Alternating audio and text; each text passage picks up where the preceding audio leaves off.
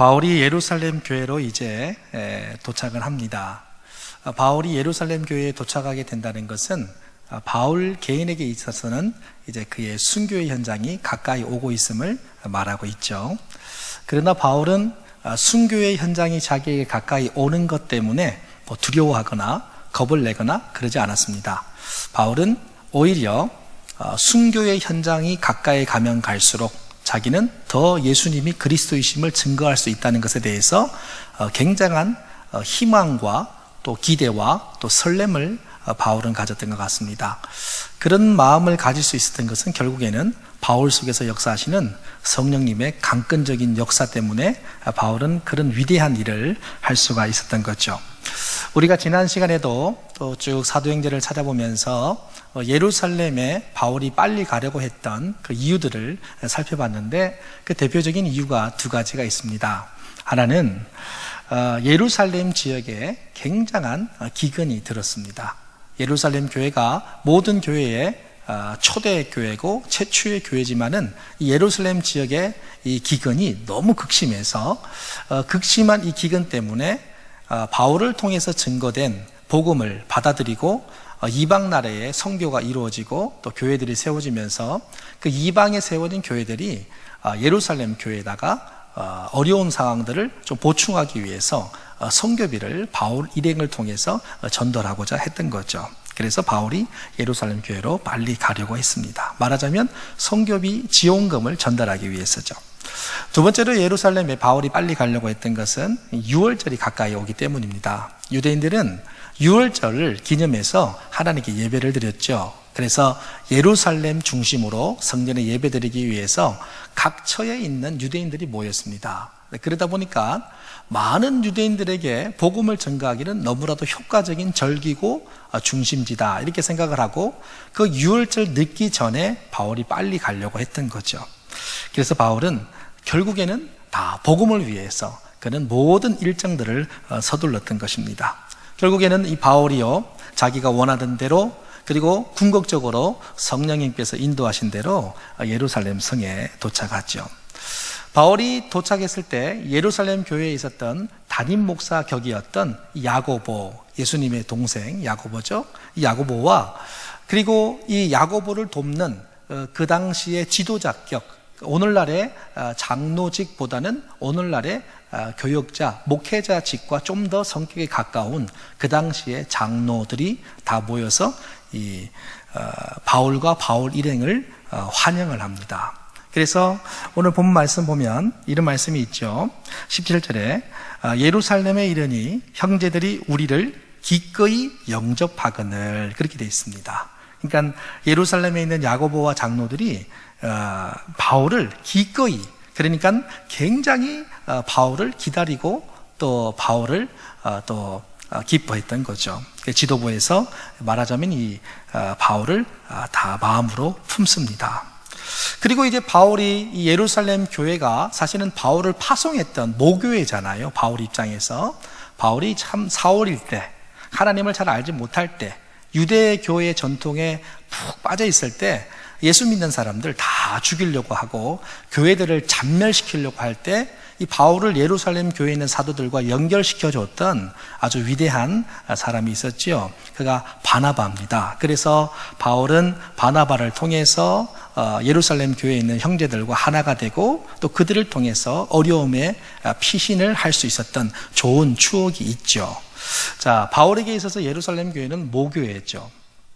그리고 이제 바울이 이제 야고보와 그 지도부에 있었던 장로들과 함께 있으면서 바울이 전도했던 그 성령의 역사들, 하나님께서 바울과 함께 했던 일들을 쭉 이제 표현을 하고 다 이게 나열해서 다 소개를 하죠.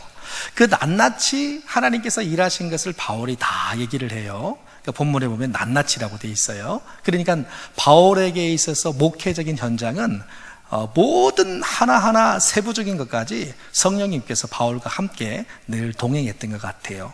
그래서 바울이 사역하면서 많은 어려움들과 고난과 고통이 있었지만은 그 속에서 성령께서 강권적으로 세세하게 하나하나 개별적으로 역사하신 그 역사들을 바울이 경험하면서 그의 마음은 늘 승리했던 것 같습니다. 그래서 바울의 이 소식을 듣고 그리고 바울이 왔음을 기뻐했던 이 야고보와 지도부 장로들이 그 얘기를 듣고 굉장히 기뻐하죠. 그래서 그들이 기뻐해서 한 행동이 뭐냐면은 하나님께 영광을 돌렸다. 오늘 본문에 그렇게 되어 있습니다. 그러니까 이 야고보와 이 장로님들이 바울의 얘기를 듣고 하나님께 영광을 돌렸던 아주 중요한 이유들 중에서 하나는 뭐냐면은 예루살렘 교회가 막 기근으로 어려움을 당하고 있으니까 바울이 이방 교회들을 통해서 받은 선교 물자를 잘 가지고 잘 무사히 도착했음에 대해서 너무 감사하고, 또 바울이 이방 선교를 다 해서 그 선교비를 가져왔다는 것은 그 이방 선교가 성공적으로 진행됐다는 것을 표현하는 거잖아요. 그래서 바울을 파송한 모교의 입장에서 바울의 사역이 성공적으로 진행된 것에 대해서 막 기뻤고요. 그리고 바울의 사역을 들으면서 한 가지 예루살렘 교회에서 바울에 대한 좋지 않은 소문이 많았는데, 그게 뭐냐면은 바울이 유대교 전통을 지키지 않고 지키지 말아라 그런다, 유대교 전통을 굉장히 무시한다, 그런 얘기를 계속 예루살렘 교회에서 들었는데, 바울의 얘기를 듣다 보니까는 그것이 허위 사실이라는 것을 알게 되면서 야고보와 지도부에 있는 장로님들이 마음이 너무 기뻤던 거예요. 자, 그래서 하나님께 영광을 돌리게 됩니다. 자, 그런데 바울과 함께 했던 그 기쁨이 잠시뿐이고요. 바로 바울은 유대인들과 갈등을 느껴요. 그 갈등이 뭐냐면은 허위 사실이었던 바울에 대한 오해, 그것이 예루살렘 교회에 분분했단 말이에요. 그래서 그 예루살렘 교회에 있는 그리스도인들은 대부분 유대인 그리스도인들입니다. 그러다 보니까 예수님을 그리스도라고 믿는다고 하지만 그래도 그들 마음속에는 유대교 전통 사상이 아직까지 그들의 문화와 사상 속에 뿌리 내리고 있었어요.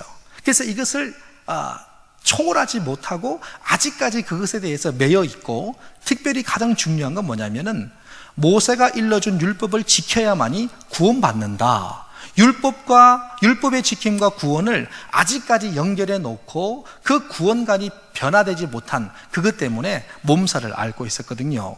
근데 바울이 이방 선교하면서 율법 지킨다고 하나님이 우리 구원 주는 거 아니다.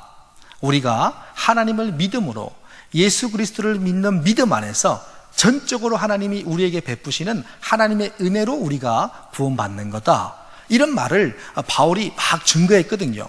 그러다 보니까는 이 이방 선교로 나갔던 이 바울의 메시지를 듣는 각 지역에 있던 유대인들이 그 얘기를 듣고는 자꾸 소문에 소문을 달고 꼬리에 꼬리를 달고, 그 얘기들이 어디까지 전해지냐면은 예루살렘 교회에 있는, 예루살렘 지역에 있는 유대인들에게까지 다 증거됐던 거예요. 사실은 바울의 이 1차, 2차, 3차 전도 여행은 과거로 돌아가면 요셉을 통해서, 야곱을 통해서 태어났던 그 12명의 아들들 있지 않습니까? 그 12명의 아들들, 그래서 그들이 이스라엘의 민족이 되고 지파가 되잖아요. 그래서 그 지파들이 결국에는 나중에 흩어지게 되고, 그래서 바울이 선교한다고 했던 그 이방 선교의 그 모든 부분들은 사실은 원래는 야곱의 후예들, 그러니까 한 민족들, 유대인 혈통이 다 이렇게 연결되어 있는 거거든요. 그러니까 예루살렘 교회, 예루살렘 지역에서 벗어난 그들이 말하는 이방 땅이라고 하는 그 지역에는 누가 많았냐면 유대인 디아스포라가 많았어요.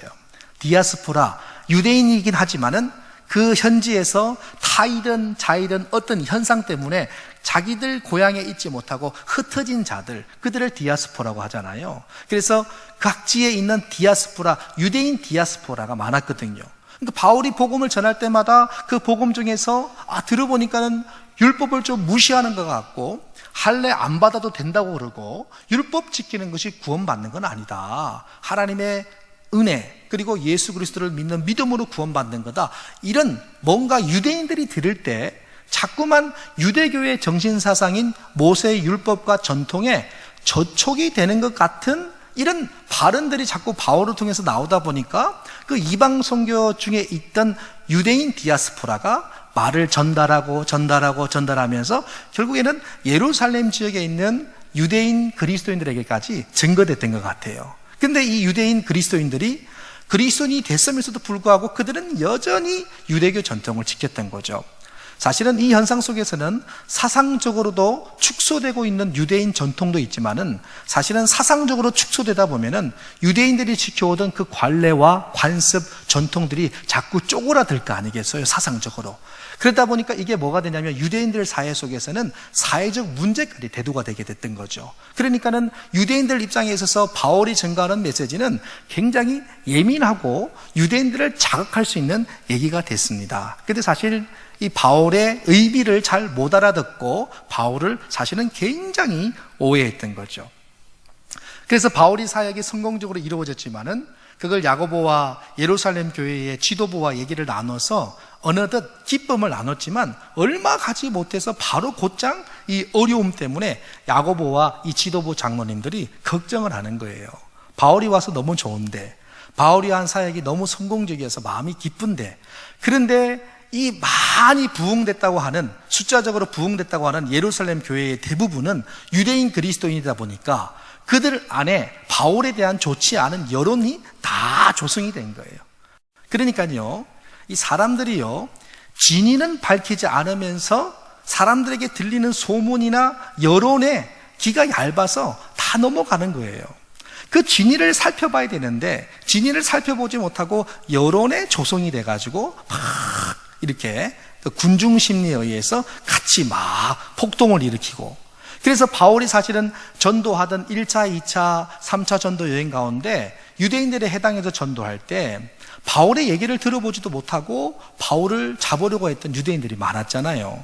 그래서 나중에는 그 회당의 회당장이 왜 이렇게 폭동 일으키냐, 이유가 뭐냐, 막 아데미여, 아데미 신전이여, 막 2시간 동안 폭동을 일으키면서 막 외쳤는데 결국에는 외친 이유가 뭐냐 하니까 말도 못하고 흩어졌던 일들이 있었잖아요. 사실 바울에 대해서 잘 몰랐습니다.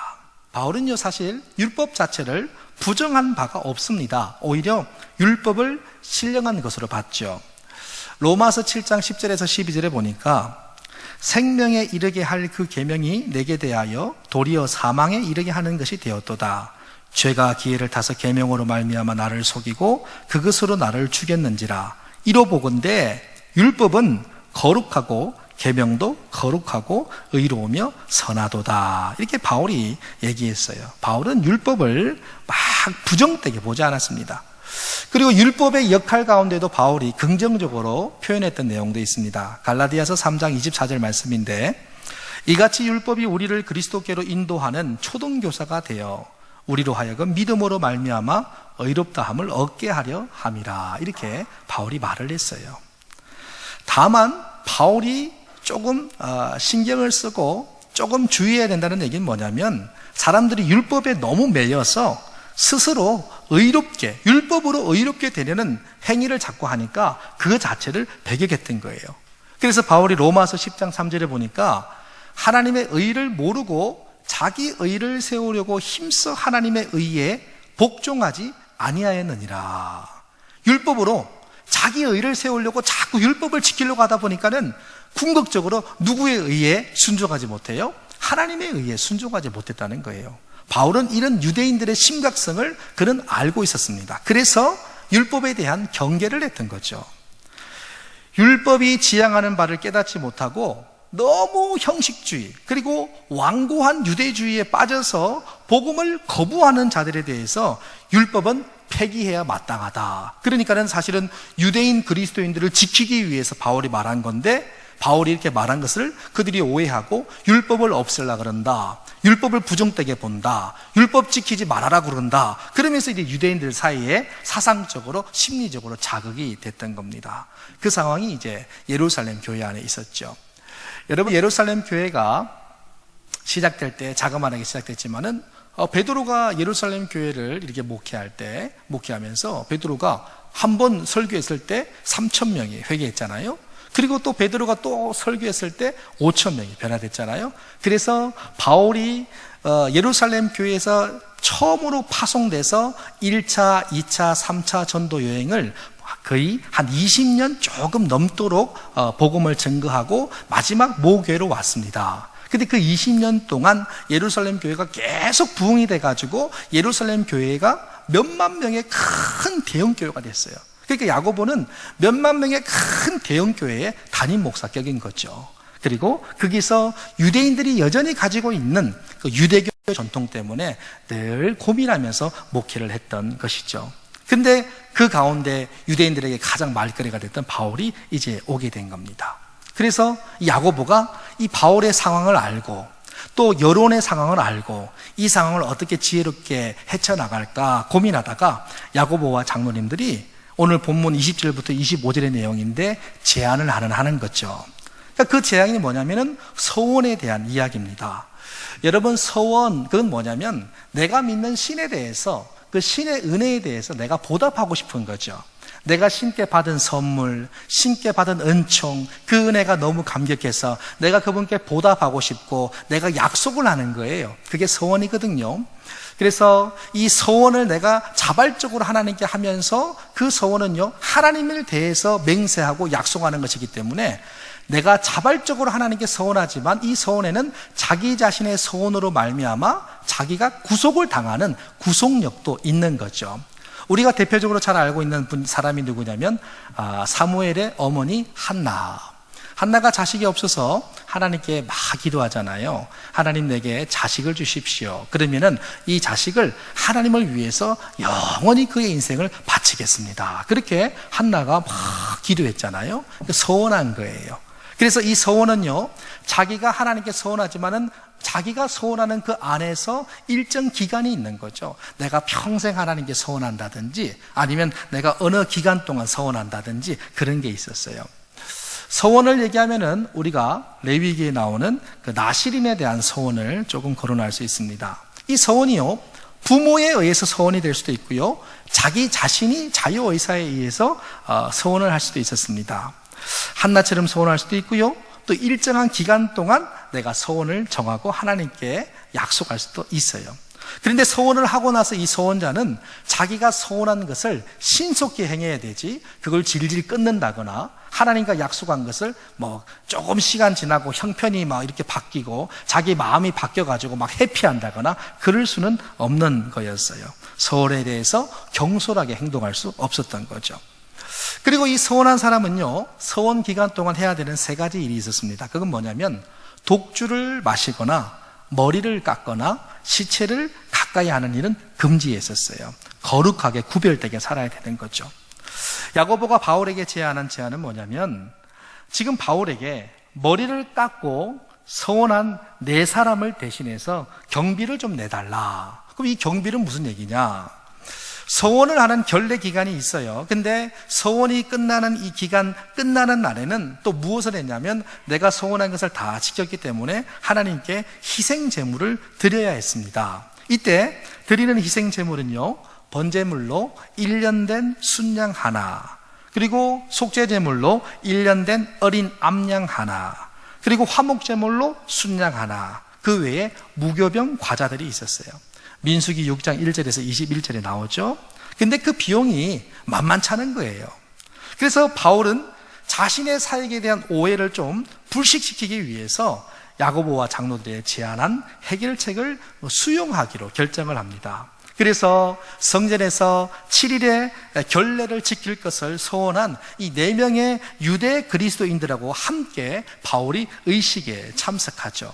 그래서 이것을 통해서 바울이 율법을 지키지 말라고 그랬다, 그런 허위 사실이, 그것이 허위 사실임을 바울의 지금 율법을 지키는 이 행동, 그리고 서원한 이 4명의 유대인 그리스도인들이 율법을 지킬 수 있도록 하기 위해서 비용을 지불하는 바울의 모습을 통해서 바울이 율법을 지키지 말고 율법은 다 무의미하다고 말하고 부정되다고 말하는 이 오해를 이 과정을 통해서 풀고자 했던 거죠. 그래서 이것을 수용하고 이렇게 행동을 합니다. 바울에 대한 소문이 진실이 아님을 알리는 증거가 되는 거예요. 그러니까 상황상 바울의 이방인 선교가 계속적으로 성공하게 되면서 유대 그리스도인들의 수가 점점 더 소수가 되어가는 이 상황에 바울의 이러한 큰 오해가 큰 문제로 또 대두되게 되니까 이걸 해결하는 겁니다.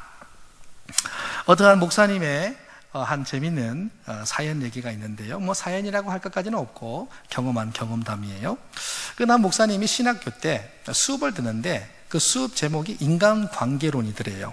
그래서 수업을 듣다가 교수님이 문제를 하나 제출하면서 인간관계론이니까 5명, 6명 모여가지고 이 문제를 풀어보십시오. 어떤 문제가 있는데 이것을 해결하는 방법을 도출해 보십시오.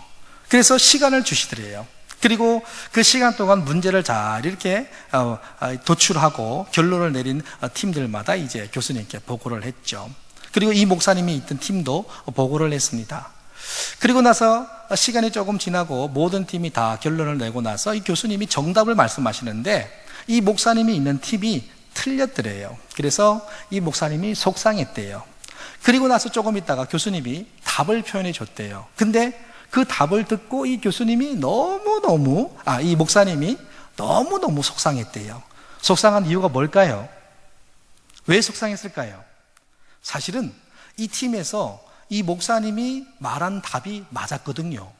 이 목사님이 말한 말이 맞는데 그 팀에서 이 답을 도출하는 과정 속에서 이 목사님의 말을 지향하지 않고 이 팀에서 다른 답을 제시했던 거예요. 근데 교수님이 덩그러니 답을 표현했는데 그 답을 들어보니까 이 목사님이 말한 그 답이 맞는 거예요. 그러니까는 이 목사님 입장에서 왜 속상하냐면 거 봐라, 내 말이 맞는데 내 말대로 안 해가지고 틀린 거 아니냐 이러면서 속상했던 거예요. 그리고 나서 시간이 조금 지나면서 인간관계론 수업이니까 이 교수님이 그 다음 질문을 합니다. 이 문제를 답이 틀리든 맞든 상관없이 이렇게 답을 낸 이유가 뭡니까? 이렇게 각 팀들에게 이제 질문을 한 거예요. 그래서 나중에 이 목사님이 있는 팀에서 질문을 받고 답을 하는데 이 문제를 낸 이유를 설명을 하는 그 팀의 팀장님이 얘기를 하는 거죠. 사실은 그 답을 우리 팀 안에 있는 이 한 목사님이 맞췄습니다. 그러면 왜 다른 답을 냈습니까? 이러니까 사실은 나도 그 목사님이 하는 말이 맞다고 생각했는데 결론을 내려가는 이 과정 속에서 좀 자기가 주장한 내용이 있는데 자기가 주장한 내용을 해놓고 그 목사님이 얘기한 말을 듣다 보니까 그 목사님 말이 맞는 것 같은 거예요. 그래서 그 순간 이 팀장님인 이 목사님이 자존심이 상했나 봐요. 그래서 끝까지 자기 답을 우겨서 팀의 내용의 결론을 다 하나로 모아가지고 그걸 답으로 딱 냈는데 들었더니 교수님이 보니까 이 틀린 거죠.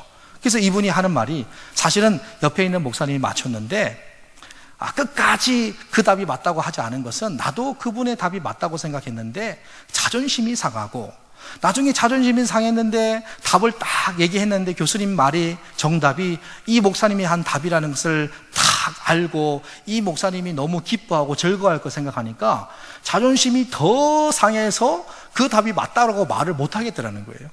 근데 그 얘기를 언제 했냐면 그 답을 도출해낸 이유가 뭡니까? 라고 교수님이 질문했던 두 번째 질문할 때 수업 현장 속에 이 목사님이 자기의 마음을 그렇게 표현을 했다는 거예요. 그러니까는 정답을 말한 이 목사님이 어떻게 했어요? 캐제를 부를 거 아니겠어요? 역시 내 말이 맞지. 거 봐. 당신만 민망하지. 근데요, 그렇게 생각이 들 수 있는데 자기가 너무 기뻐할 것을 기분 나빠서 정답을 말하지 않은 이 팀장 목사님이 솔직하게 얘기한 이 내용을 들으면서 이 정답을 처음에 말했던 목사님 마음속에 뭔가가 마음에 팍 하면서 찔리는 게 있더래요. 근데 그게 뭐냐면 옳다고 상황을 덕스럽게 하는 것만은 아니더라는 거예요. 옳기는 하지만 상황상 그것을 때로는 접는 것도 중요하다는 것을 이분이 느꼈다는 거예요. 그러면서 거기서 솔직하게 표현한 팀장 목사님에 대해서 마음이 어느덧 눈 녹듯이 확 녹더라는 거예요. 그래서 이 목사님이 생각할 때 옳다고 다 옳은 건 아니구나. 옳은 방향이 맞긴 맞아요. 옳은데 왜 다른 방법으로 하냐? 옳은 것을 따지면 어떻게 될까요? 또 때로는 다툼이 생기는 거예요.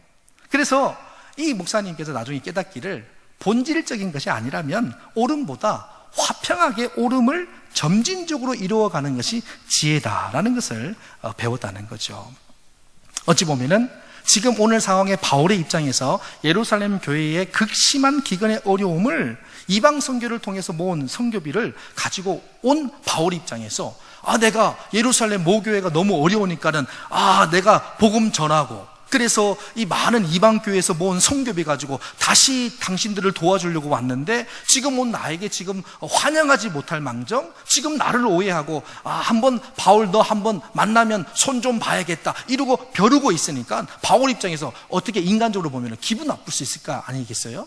근데 바울 입장에서 뭘 생각하냐면 이 수만 명이나 되는 예루살렘 교회에서 잘못된 사상과 전통에 젖어 있는 이 그리스도인 이들이요 자기와의 다툼을 통해서 이 교회가 평화로운 것을 잃어버리고 화평을 잃어버리는 것을 바울은 원치 않았던 거예요.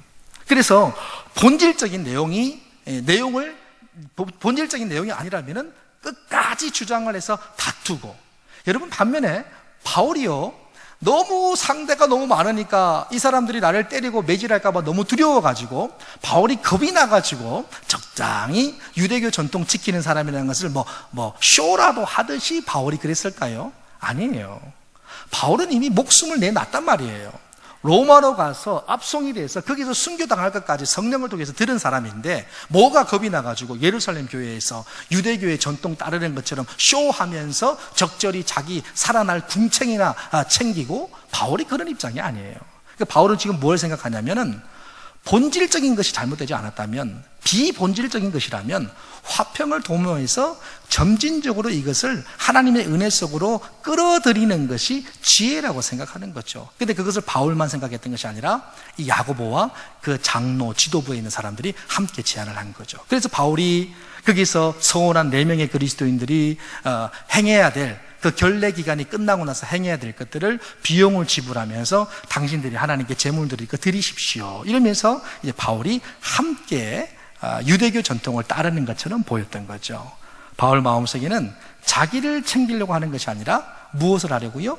예루살렘 교회의 평화를 위해서 그들이 가지고 있던 오래된 역사, 문화, 사상을 적당히 받아들이고 수용하는 입장입니다. 여러분 그래서 고린도전서 9장 20절에 보면 바울이 이런 말을 해요. 유대인들에게 내가 유대인과 같이 된 것은 유대인들을 얻고자 함이요 율법 아래에 있는 자들에게는 내가 율법 아래에 있지 아니하나 율법 아래에 있는 자 같이 된 것은 율법 아래에 있는 자들을 얻고자 함이요. 바울이 그렇게 얘기해요. 그러니까 바울은 율법 아래에 있는 자들을 얻고자 스스로 율법 아래에 있는 자 같이 되었던 거죠. 바울의 목표는 어찌하든지 뭐예요? 사람을 구원하는 거거든요. 이것을 위해서 자신의 생각과 스타일을 고집하지 않아요. 예수님 외에는 그 무엇이라도 양보할 준비가 바울에게는 되어 있었던 거예요. 우리가 복음은 절대 양보할 수 없지만 양들의 구원을 위해서 나만의 스타일, 나만의 틀, 나만의 관념과 생각은요, 그러니까요, 교회 생활하면서 버릴 줄 알아야 된다는 것을 바울의 모습을 통해서 우리가 배우는 거죠. 자기 것만 고집하다가 양들에게 상처 주고 또 성도들 간에 다툼이 생기고 교회의 화평을 깨고 예루살렘 교회의 화평이 무너질까봐 그래서 오히려 하나님의 구원 역사에 막힘이 될까봐 바울은 걱정했던 거예요. 그래서 바울은요, 유대인들에게는 유대인이 되고 율법 아래에 있는 자들에게는 율법 아래에 있는 자들이 되는 그런 영성을 가졌던 거죠. 바울이 그런 얘기도 하잖아요. 내가 부유함에 취할 줄도 알고 가난에 처할 줄도 알고 경제적인 개념에서 내가 어떤 상황 속에 처할 줄 아는 자족의 영성, 그 자족의 영성이 연결되어서 오늘 본문에 유대인들이 될 수도 있고요, 율법 아래에 있는 자가 되기도 했던 거예요. 왜요? 그들을 구원해야 되니까. 그래서 유대 율법을 두고 볼 때 바울에게 있어서 배척이 하나가 있고 수용이 하나가 있어요. 바울이 배척했던 건 뭐냐면 구약 율법이 율법을 지키는 자들에게는 구원을 준다는 견해는 배척했어요. 우리의 구원은 하나님의 은혜로운 행위에 의해서 그분의 뜻으로 주어지는 것이고 우리는 믿음을 통해서 구원을 얻는 겁니다. 그리고 바울이 또 수용한 것은 뭐냐면 구약 율법이 예수 그리스도의 도래에 관해서 가르치고 있으며 우리를 준비시킨다는 견해는 수용했어요. 그래서 그리스도도 율법의 요구를 다 이루셨다. 그러나 율법은 여전히 우리에게 소중한 원리들을 가르쳐주며 감사하는 삶을 위한 지침을 준다. 이런 건 수용을 했어요. 자, 바울이 율법을 준수한 것은 구원을 받기 위해서가 아니라 그는 단지 복음을 전하고자 하는 이들에게 상처를 주지 않도록 하기 위해서 율법을 지켰고요. 교회 내의 유대적인 요소와 이방적인 요소의 조화로운 관계를 도모하고자 하는 바울의 선한 의지가 여기에 있었던 거죠. 세상에는 참 많은 다양한 사람들이 있습니다. 그래서 옳은 일이라 할지라도 개인을 넘어서 전체를 생각하고 믿음이 연약한 자를 배려할 줄 아는 영성이 우리에게 있어야 돼요. 로마서 14장 18절에서 20절에 보니까 이런 말씀이 있어요. 이로써 그리스도를 섬기는 자는 하나님을 기쁘시게 하며 사람에게도 칭찬을 받느니라. 그러므로 우리가 화평의 일과 서로 덕을 세우는 일을 힘쓰나니 음식으로 말미암아 하나님의 사업을 무너지게 하지 말라. 뭐냐면 본질적인 것은 고수해야 하고, 그러나 비본질적인 것으로 교회에서 충돌이 생기고 다툼이 생긴다면 화평을 도모하는 지혜를 가져야 된다. 그런 내용인 거죠. 사랑하는 성도 여러분, 본질적인 문제라면 고수하고 비본질적인 문제라면 시대적인 문화와 사상들을 잘 고려해서 유연성을 가져야 한다는 겁니다. 그런데 이처럼 본질에 대해서는 고수하고 비본질에 대해서는 유연할 수 있는 힘은 그러면 어디서 날까요? 이게 중요한 거거든요. 여러분, 이 유연성, 이게 어디서 날까요? 그건 결국 사랑에서 나는 거예요. 우리가 주님을 사랑하잖아요. 교회를 사랑하고 교회에 나오신 새가족들을 사랑하게 되고 예수님을 진심으로 사랑하게 되면은 사랑하기를 그만두는 것이 아니라 더 사랑하기 위해서 머리를 쓰게 되고요, 더 사랑하기 위해서 내 마음을 내어놓고요, 그러면서 생각하고 고민하면서 지혜를 강구하게 되는 거거든요. 그러니까 사랑하면요, 뭐가 생겨요? 지혜가 생기는 거예요. 사랑하기 때문에 여러분들 신앙생활 할 때 여러분들 가정이나 여러분들이 속해 있는 구역이나 기관에서 사랑하기 때문에 내 소신과 주장을 꺾어본 적이 있습니까? 내 소신과 주장을 꺾는다는 거, 그건 어려워요. 때로는 그 꺾는 것이 내 자존심을 무너지게 할 수도 있어요. 그런데 사랑하기 때문에 내 소신과 주장을 오늘 바울처럼 꺾을 수 있나요?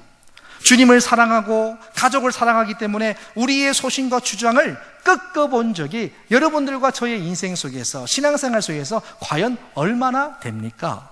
하나님께서 이런 기회를 우리에게 주셔야 돼요. 한 번은요, 어떤 강사님이 가정생활 세미나를 하면서 아내들 다른 남편 칭찬하는 거 조심해야 된다, 그런 얘기를 이 강사님이 하셨대요. 이 여자분이요, 여고 동창회를 다녀와서 말을 조심해야 되는데 이런 말을 했대요. 남편에게, 아무개는 남편을 잘 만나서인지 목걸이에 다이아 반지에 온갖 좋은 보석을 달고 왔는데 너무나 뻐기는지 눈꼴 사나워서 혼났어요. 집에 와서 얘기를 한 거예요. 근데 이런 말 하지 말란 얘기였거든요. 근데 그러면 남편이 속으로, 그 얘기를 들은 남편이 속으로 뭐라고 하느냐, 그러면 지금이라도 마음을 고쳐먹고 그런 놈 만나봐. 아마 네 나이에 그런 놈 만나기 힘들 거야. 이런 생각을 한다는 거예요. 남자들도요, 다른 집에 초청을 받아서 식사를 하고 오면서 그 집 요리가 너무 맛있어서 집에 와서 너무 칭찬을 하지 말라고 세미나에서 강사님이 얘기했는데, 이 남자가 다른 집에 가서 다른 여인이 만든 음식이 너무 맛있었다고 막 칭찬을 너무 해요. 그러면 여자가 속으로 그런데요, 이 빌어먹을 놈아, 그러면 너도 돈 좀 많이 벌어 와봐. 그러면 나도 멋들어지게 맛있게 얼마든지 만들 수 있어. 그런다는 거예요. 근데 이 말이요, 이 부부에서요, 사실이에요? 사실이 아니에요? 사실이거든요. 그러니까 사실이니까 사실대로 말한 건데도 배우자의 속은요, 뒤집어지는 일이 생긴다는 거예요. 근데 이것을 읽을 줄 알아야 한다는 거예요. 아니, 사실인데 사실대로 말했는데 뭐 할 것이 아니라 그런 말을 했을 때 상대방에게 어떤 마음이 들지를 알고 말을 해야 한다는 거죠. 이게 지혜라는 거죠. 그래서요, 아는 것보다 더 중요한 게 뭔지 아세요? 그건 지혜예요. 그러니까 지식보다 더 가치 있고 더 중요한 것은 지혜입니다. 지식보다 더 좋은 것은 지혜예요. 우리가 교회 안에서 살아가다 보면은 이런 일들이 많아요.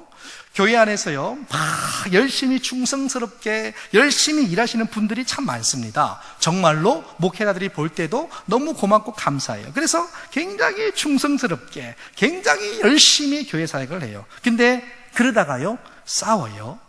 근데 그런 싸움들을 들여다보면요, 다 자기들 나름대로 이 사역에 대한, 교회에 대한 열심히 강해서 그래요. 그리고 이 일을 하는, 어느 정도 이 일을 하는 것을 해봤다는 거예요. 이 일이 돌아가는 것을 내가 알고 있다. 이 일에 대해서는 내가 지식이 있다.